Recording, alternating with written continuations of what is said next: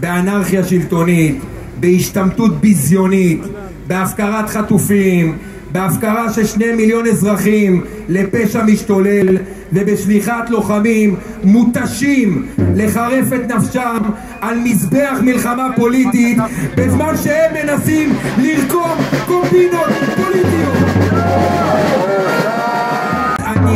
זה חזירי וזה לאומני. צריך להגיד בקול ברור, מי שמוביל את ישראל היום הם לא הליכוד, זה לא המחנה הלאומי או האמוני. מי שמוביל את ישראל היום זו המוטציה החרדלית של היהדות. זה צבי טאו ושלמה אליהו ודוב ליאור ובן גביר וסמוטריץ' והחברים שלהם לכת הכהניסטית שרואים באסונות שלנו ניסים וגאולה. ישראל התאום הם לא תלמידיהם ולא ממשיכי דרכם של ז'בוטינסקי ובגין, אלא ממשיכי דרכם של יגאל עמיר ושל כהנא ושל ברוך גולדשטיין. אנשים שעד לא מזמן היו מוקצים והוכנסו לקודשי הקודשים של ביטחון ישראל בגלל אדם אחד פחדן, חסר מצפון וחסר מצפן, סוכן כאוס שהכניס את החיידק הכהניסטי ללב ליבה של החברה הישראלית.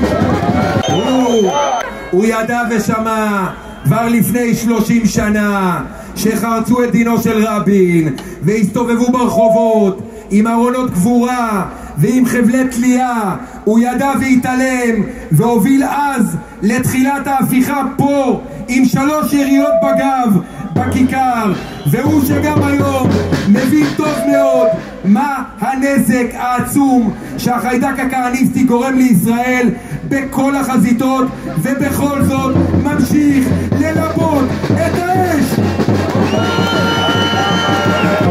כשאנחנו רואים יותר ויותר אנשי ימין לאומיים, מתונים, שפויים, מחוברים לקרקע, שמתנערים מהם, וההפגנה היום בירושלים היא דוגמה, כי הם מבינים שהבחירה היא לא בין ימין ושמאל או בין גישות שונות למערכת המשפט.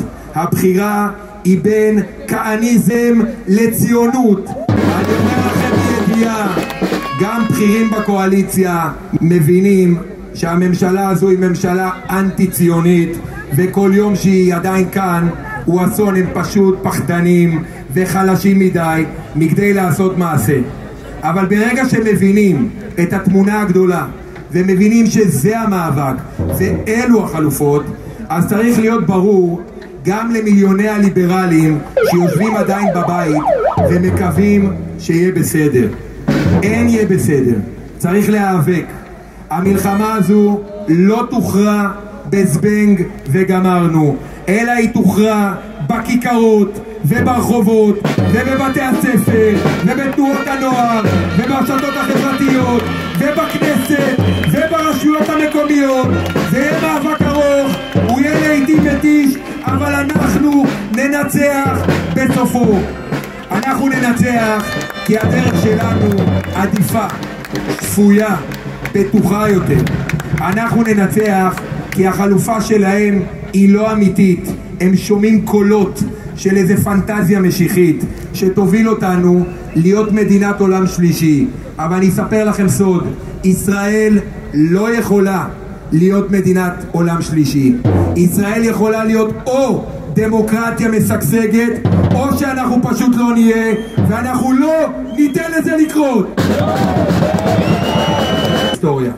ההיסטוריה מלמדת אותנו שהדרך היחידה שרוע ינצח הוא אם אנשים טובים לא יעשו שום דבר מולו.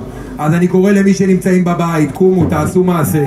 ולכן אנשי הימין האמיתיים, הלאומיים, האמוניים, שמתנערים מהכהניזם הגזעני, שרואים את הפוגרום ברעננה ואת הפוגרומים בנהגי אוטובוס ערבים ובחווארה ובמצעד הדגלים, ומרגישים שבא לכם להקיא וזה לא דרככם, תצטרפו אלינו. אם לא טוב לכם למחות בכיכר רבין, תמחו איפה שאתם רוצים, אבל רבק תתעוררו ותעזרו לנו לעצור את האסונות הבאים. אחרי שהממשלה האנטי ציונית הזו תיפול, והסכנה תחלוף. נוכל להתווכח על הדרך של המדינה, אבל עכשיו בואו נסכים שגזענות ואלימות וחוסר מוסר ואנרכיה ושחיתות הם לא לגיטימיים ולא חלק מכללי המשחק, לא אתמול, לא היום ולא מחר. אם אתם אוהבים את ישראל, ואני בטוח שאתם אוהבים אותה בדיוק כמונו כאן בכיכר ובבית, צאו מהבית ובוא נשים סוף לטירוף הזה.